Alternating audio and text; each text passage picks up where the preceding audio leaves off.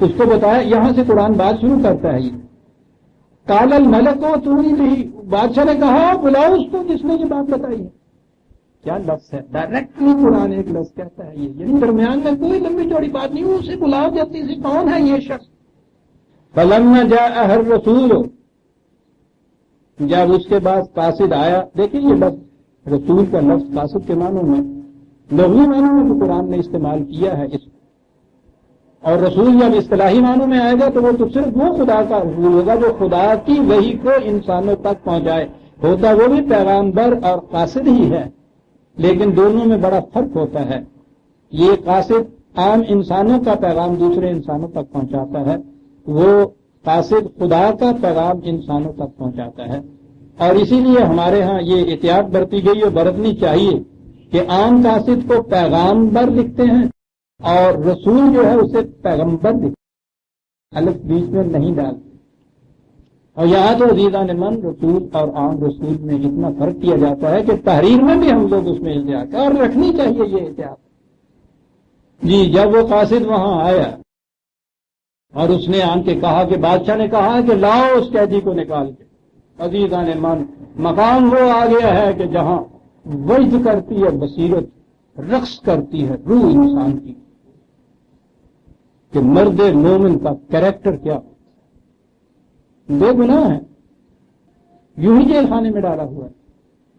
پتہ نہیں کتنے سال گزر گئے، پہلے کتنے گزرے تھے جب اس قیدی سے یہ بات کہی تھی کہ جا کے ذکر کرنا قرآن کہتا، اس کے بعد کتنے سال گزر گئے. ایک بے گناہ قید خانے کے اندر بیٹھا ہے، اس سے آ کے وہ کہتا ہے کہ وہ چلو بادشاہ کو تو بڑی تمہاری بات پسند آئی ہے، وہ تو تمہیں بہت معزز بنا دے گا، چلو قید خانے سے نکلو. عزیزان من کوئی بھی یہاں یہ ہوتا جوتی بھی نہ موڑا. اور اگر ہم آپ اپنی سطح پہ سوچیں تو اس میں کوئی برائی کی بات نہیں، بے گناہ ہے، یوں ہی قید خانے کے اندر ڈالے ہوئے. عزیزان من توجہ سنیں گے، مرد مومن کے کریکٹر کی بلندی کا مقام آتا ہے.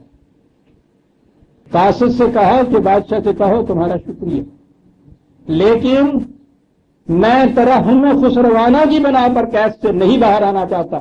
اس سے کہو کہ اس کو مقدمے کی تحقیق اثر نو کرائے، اور وہاں اگر میں بے گناہ ثابت ہوں تو پھر مجھے قید خانے سے باہر آئے، ویسے نہیں قید خانے سے باہر جاؤں گا. اللہ اکبر، اللہ اکبر. اسے کہتے ہیں کیریکٹر.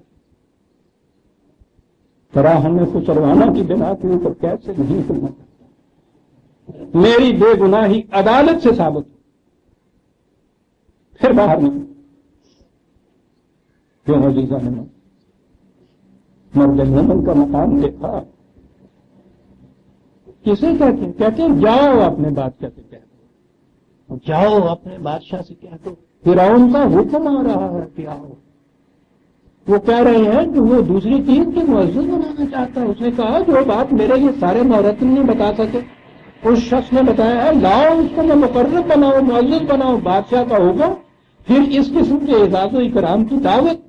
کہا جاتا ہے کہ نہیں، یوں نہیں باہر آتا.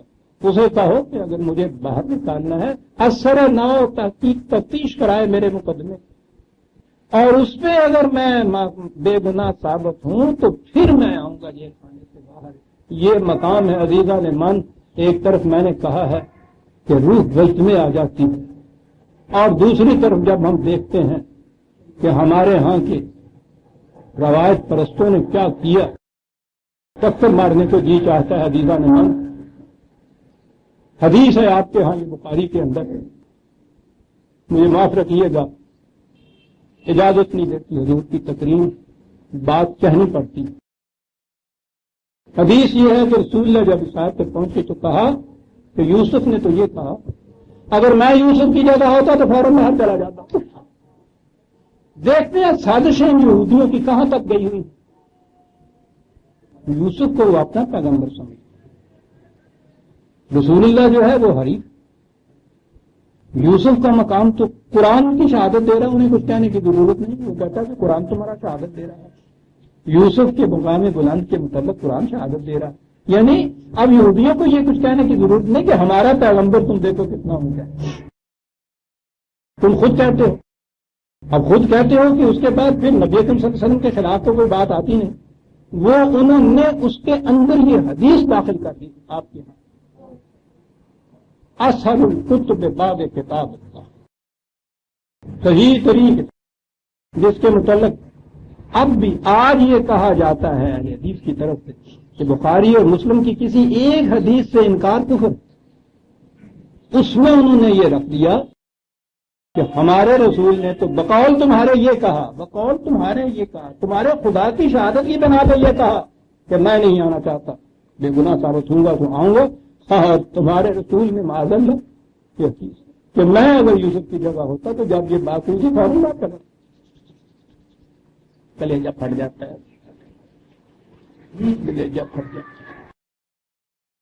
یہ ہے عزیزان من وہ حدیثیں اور روایتیں جن کے انکار کے اوپر مجھ پہ کفر کے پتے لگتے، عزیزان من اگر یہ کفر ہے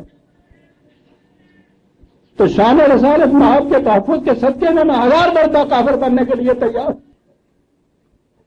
میں اس کفر کے صدقے میں حضور رسالت محب کی بارگاہ میں سرخرو جاؤں گا۔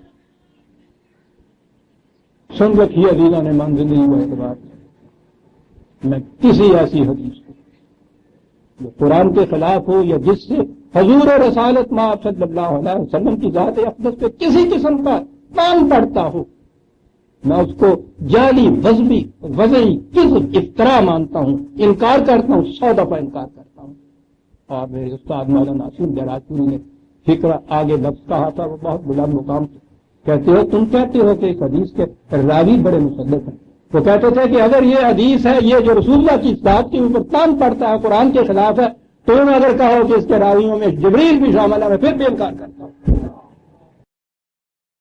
عزیزان من ماموس رسالت میں آپ کیا کیا بتاؤں کہ کیا کیا سازشیں آپ کی ہوئی ہیں، دیکھ رہے ہیں۔ ہاں کہا جاؤ، قال ارجع الی ربک الی ربک، جاؤ اپنے آقا کی طرف، اپنے آقا کی طرف، فاسألہ ما بال النسوۃ اللاتی قطعن ایدیہن، اور جا کے اس سے پوچھو کہ وہ جنہوں نے اپنے ہاتھ زخمی کیے تھے ان عورتوں نے کیا سازش کی ان کی، تحقیق کراؤ اس مقدمے کی بادشاہ سے جا کے کہو ان ربی بکیدہن علیم، اس میں شبہ نہیں کہ میرا رب تو ان کی سازش سے واقف ہے، تمہارا معاشرہ تو اس سے واقف نہیں ہے۔ یعنی میں اپنے خدا کے حضور تو بے گناہ اور معصوم چلا آ رہا ہوں، آج بھی ہوں، مجھے وہاں اسے کچھ کہنے کی ضرورت نہیں ہے، انسانوں کے معاشرے کو تو اس کا علم نہیں ہے، اس کے لیے چاہتا ہوں کہ وہاں تحقیق کراؤ۔ کیا بات ہے قرآن کی، کہاں وہ کہتا ہے، تو وہ تو جانتا ہے۔ تو اب عزیزان من یہاں سے یہ بھی بات ثابت ہوئی کہ صرف اتنی سی بات آپ نے دل میں یہ سمجھ لینا کہ صاحب میرا اللہ تو جانتا ہے نا میں سچا ہوں، سمجھے دنیا جو کچھ کہتی ہے کہہ دے گی، بالکل غلط ہے یہ بات۔ سچے کو اس معاشرے میں اپنی سچائی کو ثابت کرنا ہوگا، اس لیے کہ سچائی اور جھوٹ کا تعلق انسان کی ذاتی ذات تک محدود نہیں رہتا، معاشرے میں یہ انفیکشن کی چیز ہوتی ہے، پھیلتی ہے، متعدی مرض کی طرح یہ چیز پھیلتی ہے۔ کیوں یہ عام ہو گئی آپ کے یہاں کی یہ جھوٹ اور بد معاملگی اور یہ کرپشن، جس سے کہا وہ کہتا ہے جی سارے کرتے ہیں۔ یہ چیز سچے کے لیے ضروری ہے کہ وہ اپنی سچائی کو لوگوں کے اندر بھی ثابت کرے، اور میں مانتا ہوں کہ وہ حدیث یقیناً صحیح ہوگی جس میں یہ ہے کہ شام کے جھٹپٹے میں حضور باہر تشریف لے جا رہے تھے، ساتھ ایک عورت تھی، ادھر سے کوئی صحابی گزر رہے تھے، آپ نے وہاں سے آواز دی اسے کہ دیکھنا بھائی یہ میرے ساتھ میری بیوی تکیہ ہے۔ اللہ اکبر۔ آپ سوچتے ہیں کہ کہیں ضرورت تھی اس وقت یہ کہنے کی حضور کے متعلق؟ وہ تو امہات المومنین تھی، یہ رسول کے متعلق، لیکن حضور نے یہ ایک اسوہ نمونہ ہمارے لیے قائم کیا کہ بڑا ضروری ہے معاشرے کے اندر ایسا رہنا کہ اپنی صداقت کو، اپنی پاک بازی کے متعلق کسی قسم کا کوئی شبہ تک کہیں نہ گزرے، ایسے حالات نہ پیدا ہونے دینا کہ جی کوئی پرواہ نہیں ہے، جو کچھ کہتا ہے کہنا، تو بالکل نہیں، صداقت کو ثابت کرو۔ یہ حضرت یوسف علیہ السلام نے کہا، میں کہتا ہوں کہ یہ حضور کا جو یہ فرمان تھا اس سے کہ بھائی میرے ساتھ میری بیوی ہے، یہ ہے وہ چیز، یہ ہے سچی حدیث۔